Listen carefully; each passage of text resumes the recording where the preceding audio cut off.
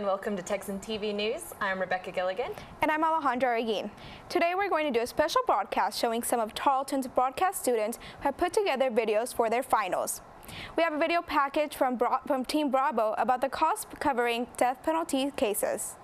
Capital murder cases can be financially exhausting to local and rural governments. Trials, prosecution fees, and execution costs can easily exceed millions of dollars. The cases are so expensive that some counties have to choose between bankruptcy and sending an accused killer to death row. What kind of financial burdens do you think the DA seeking the death penalty has on smaller counties? Well, a death penalty case can cost upwards of $1 million just to carry out the trial. And in small counties, that can be the entire budget of the county. If, on the other hand, you're in a county like Harris County in Houston, where you have 200 prosecutors in the office, a large multi-million-dollar budget, a death penalty case is not going to be a major change in the county's budget. But, of course, rural areas are very different, and that's why there's a disparity in the way the death penalty is used. The Regional Public Defender for Capital Cases Office is essentially what functions as an insurance for county budgets against having a capital murder death penalty case. The way it works, to my understanding, is each county that's involved pays a set amount annually into the fund, and they use that to fund their attorney's offices. They have mitigation experts that help in preparation of capital cases, and what they do is it allows you to have a set amount that you fund every single year, whether you have a capital case or not. It's a knowable expense rather than the unknown and very high amount that you end up paying for the 2 or 3 years that you're preparing for an actual capital murder death penalty case. I really can't recall any capital murder cases that I've heard of recently that weren't court appointments because they are so expensive. If they weren't on the Regional Public Defender for Capital Cases system, I think it certainly would place pressure on the county's budget, but I don't think that should have any influence on what the DA decides to do. At the end of the day, from our job, we have to do what we think is just and right for the case.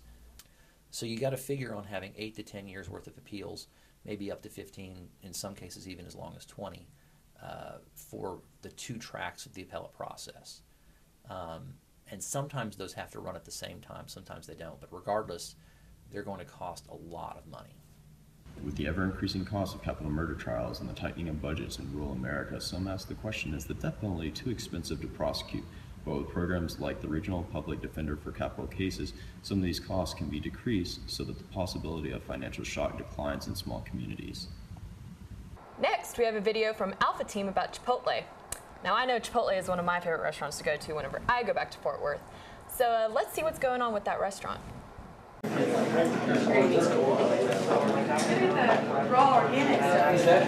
As a consumer, we don't typically take a look at the ingredients in our food or where it comes from. In the past few years, restaurants have encouraged consumers to be more aware of the ingredients they put in their body. Chipotle is one of the fastest growing food chains in the United States. With more than 16,000 locations, Chipotle is well known for its food made with integrity by using natural ingredients and serving more naturally raised meat than any other restaurant.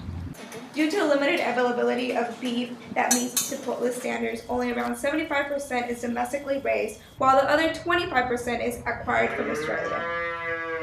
Our standard for meat is meat from cows, beef from cows that are never given antibiotics or added hormones, and we can't get all of that we need domestically raised.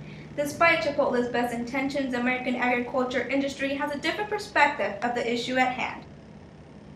American agriculture has a big challenge in educating the 99% of America that doesn't farm.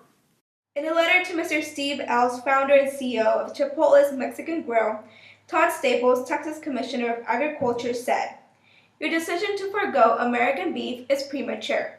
Seems to abandon the work you and your company have accomplished." Mr. Steve Ells responded with a letter including this statement. Over the last 3 years, the amount of U.S. beef we purchase has grown by 35%. Still, some consumers continue to eat at Chipotle. Food tastes good, there's a lot of it. While others don't agree with beef that's been transported over 8,000 miles. I think that they should use meat from the States. I don't see why they should get it from Australia. With an increase in the world population, there's a demand for more food production.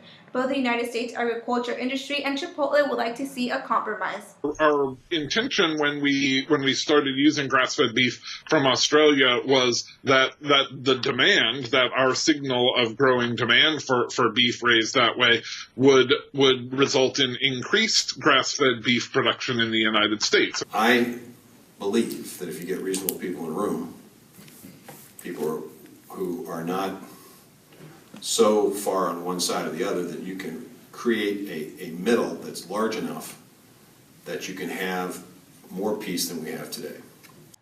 Even farmers would like to see this compromise happen to shine the light on the real issue, global hunger. So we think that what Chipotle is doing is very admirable in terms of trying to increase the standards of the foods that we produce in America on a very small scale, but still creating a product that can be mass and that everybody can enjoy.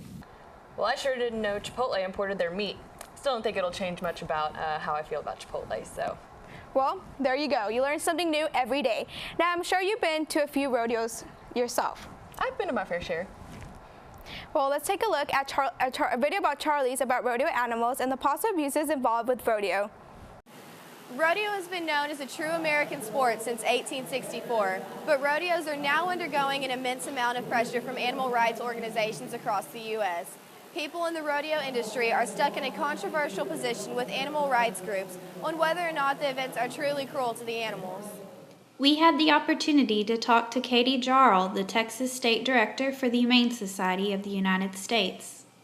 Well, the Humane Society of the United States opposes rodeos as they are commonly organized because oftentimes they're causing a lot of stress, pain, and even death to the animals that are involved. Dr. Ben Espy, a member of the PRCA Animal Care and Welfare Committee, believes the controversy with rodeos has increased with urbanization. Feedback that we get, the problems that we have in rodeo are from the urbanization of America. So people are raised in a city environment and they see a calf tied and it alarms them. But as you know, and many people that are watching the video will vouch. Tying a calf and branding it is something that's done millions of times a year. Katie Jarl explains the reasons the Humane Society is against these events and rodeos. An animal is encouraged by a painful device or otherwise to do something that is not natural for them to do. Bull riding, for instance, calf roping is a big one. These are all organized events that are encouraged to desensitize people to really the cruelty and inhumane treatment to animals for the sake of entertainment and sport. So that's another issue that people forget is that the animal rights people talk about the bulls being ridden, bulls being ridden, bulls being ridden, but at the same time they don't realize that a bull actually may only be ridden one time per week for 3 or 4 seconds. Yancy James, a co-owner of Tejas Rodeo and former pro bull rider, believes rodeo animals have the best life. Can you tell me more how you take care of them, keep them in shape, train them for the rodeos? Well, the one thing about a little bit different than the rodeo cow versus the cow out in the pasture is, they have the prime lifestyle. They have the best life. Horse tripping is one of the many events that has animal rights groups encouraging rodeo participants and fans to question the ethics of rodeo. Do you see many injuries come through? I have not. We've been producing a rodeo all my life, but here at Tejas we're going into our 10th year producing rodeos, and I've never seen an injury in the rodeo action. And that's, knock on wood if you will, or whatever. Hats off, but that's 10 years, that's 40. You can do the math, roughly 400 rodeos competition. I've yet to see an injured animal. Rodeo is one of the oldest sports in the United States and will continue to be controversial as the sport continues. Next, we have Delta Team's video regarding the low lake levels in Granbury. Lakefront property and family-friendly beaches have been an attraction in Granbury since 1969, but when water levels started to drop, the attraction began to fade. Between the current drought that started in October of 2010 and the water being contracted out by the Brazos River Authority, Granbury is now looking out over a lake that is almost 10 foot below normal levels, leaving lakefront property residents upset. I came back from Spain 2012, August of 2012, and you could still take the boat out into the lake. By September 1st, 2012, you could not, and you haven't been able to since on the part of the lake I live on. I would say that they're very upset and feel that they were scammed and lied to. Do you feel like you were scammed and lied to? Yes, I do. Lake Granbury is not the only body of water suffering from low water levels. Lakes Palo Pinto and Possum Kingdom, which also feed off of the Brazos River, are suffering from the same effects. The Brazos River starts in Stonewall County and flows into the Gulf of Mexico and Brazoria County, feeding into the Cross Timbers area. It has gone from a full-flowing river to more of a trickle in less than a decade. The Brazos River Authority was established in 1929 by the state of Texas to basically manage the waters within the Brazos Basin for water supply and to maintain to provide the residents along the Brazos River with water and to develop those water resources. Mm-hmm. And that was basically the mandate that was originally set for the Brazos River Authority. The Brazos River Authority owns 11 reservoirs in which they have the water rights to. With these rights, they sell contracts to companies to be able to use the water. Dow Chemical is one of our larger customers down by the Gulf, and the Brazos River gets low and they're needing water. They'll call me and request water, so I'll determine which reservoir to release out of. It's easy to see why the BRA is getting the blame from Granbury residents. There is a group of local residents called Friends of the Brazos who have been working together to find out exactly where the water is going when the BRA sells it. They have discovered that the BRA applied for a permit that would allow them to distribute and sell water to whomever. The residents, however, were not informed of this until much later. And now there's no checks and balances. I'm going to give you all of my money and you can do whatever you want with it. We didn't like that idea, especially if you're not going to tell me what you're going to do with my money until after you have it. So the concern, the reason the Friends of the Brazos started was, let's have them tell us what they're going to do with this water. We're not necessarily opposed to it, but you can't just come in and say, give me $1 million and I'll spend it as I want. We're going to give you 1 million acre-feet of water, and you need to tell us that 20,000 acre-feet is going to go to the city of Granbury for their water supply.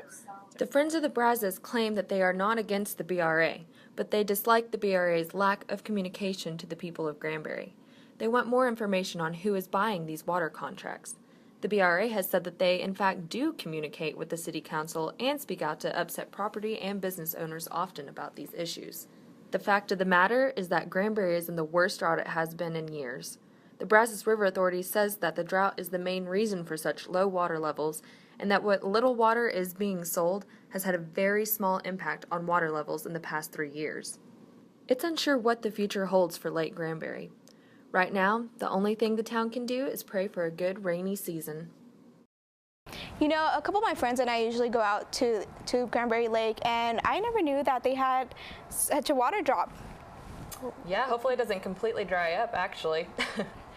Now, Alejandra, how often do you use your phone on a typical day? To be honest, I use it a little too much for my own good. Oh, I do too. I know I do. Well, let's hear what Echo Team has to say about social media and the side effects it may bring to users.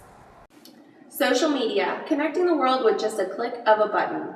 Facebook, Twitter, and Instagram and other various social media sites are ways for users to interact with people locally or from across the globe. But our question is social media really connecting us with the world? Or disconnecting us from everyday life? If it's replacing face-to-face contact, if it's replacing human interaction, if you are retreating to isolation and then you're only reaching out digitally, I think that can be a problem. Where if you have, especially smartphones, but generally social media, if you have the opportunity to switch back and forth just instantly, then you start to lose patience. I think it's really distracting because I think now day and age social media is ran by everything. Like everyone's always on it. It feels like no one's doing stuff like they used to do in the old days before that. And I think it's taken over, and if you went to like a restaurant or seen a couple eating dinner or something, you see both of them on their cell phones, Facebooking or Twitter or anything. It's like no one can ever sit